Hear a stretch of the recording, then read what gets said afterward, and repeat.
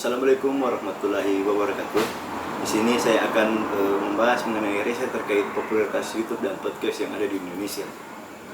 Ya, kita masuk ke materinya. Dewasa ini YouTube sudah menjadi sebuah aplikasi yang dapat menggantikan televisi. Bagaimana tidak, anak-anak kecil bahkan orang dewasa sekalipun kerap kali kita jumpai mereka sedang menonton YouTube. Nah, itu entah itu video edukasi, hiburan, bahkan video-video yang tak layak untuk dikonsumsi anak-anak di bawah umur juga ada di aplikasi YouTube ini. Akan tetapi, sebelum kita membahas panjang lebar terkait popularitas YouTube dan podcast yang ada di Indonesia, perlu kiranya kita mengetahui sejarah terbentuknya aplikasi ini. Aplikasi YouTube merupakan situs video sharing yang bahkan digunakan berbagai video. Mungkin Anda sudah akrab dengan situs yang satu ini. Namun kebaikan dari penggemarnya tidak mengetahui siapa dan kapan YouTube didirikan. Situs YouTube didirikan oleh mantan pekerja Payplay, Steve Chance, Chen Harley, dan Jawed Karim pada Februari 2005. Situs ini kemudian beralih menjadi milik Google pada akhir tahun 2006. Harley dan Chance pertama kali mendapatkan ide untuk mendirikan situs ini karena mereka mengalami kesulitan untuk membagi video. YouTube sendiri mulai menjadi startup teknologi setelah menerima investasi dari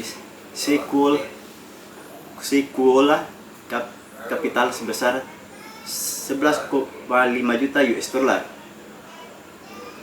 Video pertama yang diunggah di situs ini berjudul Me at the Zoo yang menayangkan salah satu pendiri YouTube saat berada di kebun binatang San Diego.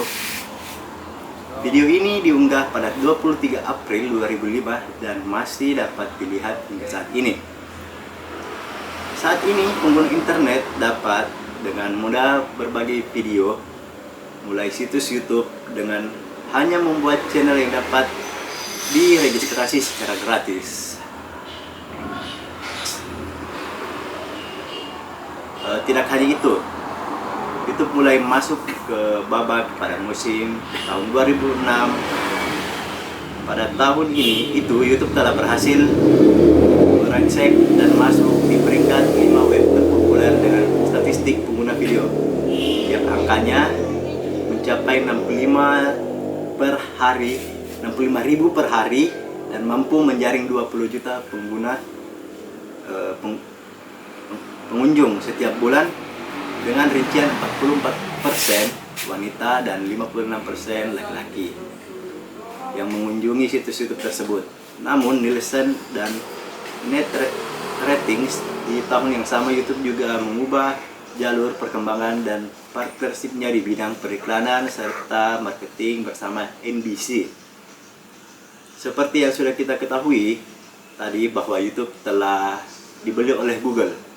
Google telah membeli YouTube dalam bentuk saham sehingga seharga 1,65 miliar US dollar.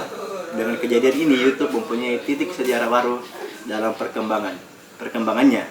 Adapun perjanjian antara pihak YouTube dengan pihak Google di antaranya, YouTube tetap ingin melanjutkan kegiatannya secara independen yang akhirnya disetujui oleh Google dan menjadi akuisisi Google yang terbesar kedua.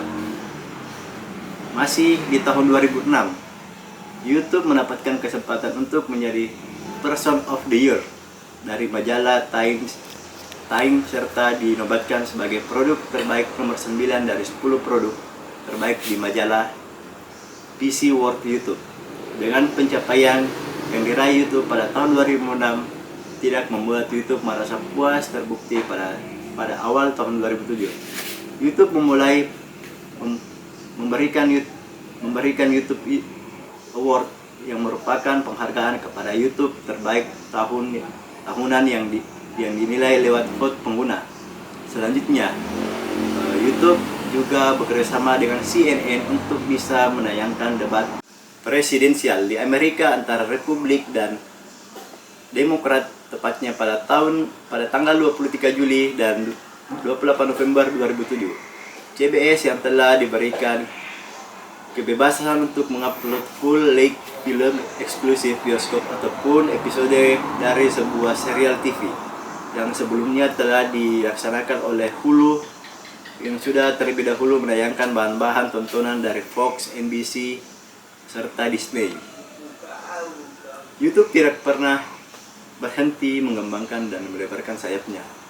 Tepatnya pada bulan Maret 2010 melakukan atau memulai streaming untuk beberapa konten eksklusif yang waktu itu hanya bisa dinikmati oleh masyarakat Amerika. Selanjutnya, pada tanggal 31 Maret 2012, YouTube telah dirilis ulang menggunakan desain baru yang dibuat untuk simplifikasi antarmuka serta meningkatkan jumlah waktu yang digunakan oleh pengguna YouTube di Indonesia sendiri. Kabar yang menakjubkan bahwa YouTube mampu menyajikan 4 triliun video perharinya, bahkan bisa lebih. Di Indonesia sendiri banyak orang yang menjadikan YouTube sebagai mata pencarian, bahkan public figure maupun membuat akun YouTube guna mendapatkan penghasilan dari aplikasi YouTube tersebut. Contohnya saja Raffi Ahmad dengan channel YouTube Rans Entertainment. Ada juga Baim Wong dengan channel YouTube Mbak Pau Official. Namun bahkan public figure saja banyak anak-anak muda yang memanfaatkan keahliannya dalam dunia game seperti Mobile Legends. Yang mereka ini bermain game sambil melakukan live streaming atau siaran langsung di channel YouTube-nya. Tak hanya YouTube yang membooming di Indonesia, podcast atau berkas digital mau berupa audio, pendengarnya ini diharuskan untuk mengunduh terlebih dahulu untuk bisa mendengarkan audio tersebut. Podcast ini adalah audio non streaming, sehingga sangat berbeda dengan radio. Podcast telah banyak digunakan oleh masyarakat untuk mendengarkan berita, ilmu pengetahuan, dan sharing ilmu pengetahuan yang bersifat dapat diulang. Bisa diulang karena memang sudah diunduh di awal. Hal ini bisa menjadikan kelebihan tersendiri dari podcast dibandingkan dengan radio. Bahkan Anda akan dapat mendengarkan podcast sambil menunggu kereta, sambil menyantap sarapan dan momen lainnya, dan memaksudkan ke gadget Anda untuk lebih praktisnya. Anda bahkan ada banyak topik yang bisa Anda pilih di podcast. Jadi beberapa berbeda dengan radio yang mau tidak mau ya harus mendengarkan semua berita, informasi, dan juga iklan yang diserahkan melalui radio. Bahkan podcast ini bisa menjadi ladang investasi berbiaya rendah karena tidak memerlukan stasiun radio. Pendengarnya juga memiliki kesempatan untuk mendapatkan mengunduh topik yang sesuai dengan selera mereka masing-masing. Setidaknya ada ribuan kategori topik yang bisa Anda pilih di podcast. Beberapa dari kategori tersebut adalah arts, bisnis, komedi, edukasi, games, hobi, health, dan sebagainya. Di setiap masing-masing kategori juga ada banyak macam-macam jenis audio juga. Tidak perlu untuk mendengarkan semua dan hanya perlu unduh yang Anda minati saja. Sebagian besar masyarakat yang ada di Amerika memiliki kecenderungan untuk memilih download kategori TV series, sehingga mereka bisa update tentang informasi terbaru mengenai dunia film. Hal itu yang menyebabkan sistem radio di Amerika mengalami penurunan drastis jumlah pendengarnya setelah hadirnya podcast.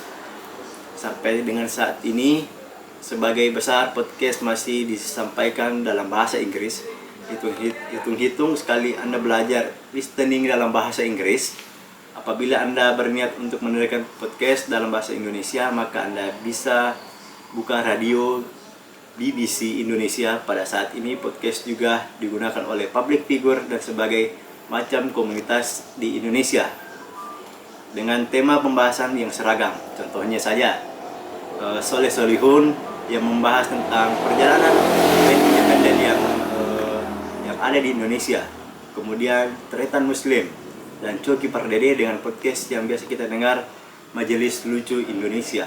Jadi kawan-kawan yang sudah memiliki dasar editing dan rasa percaya diri yang tinggi untuk YouTube dan podcast bisa menjadi batu loncatan kawan-kawan untuk mendapatkan penghasilan.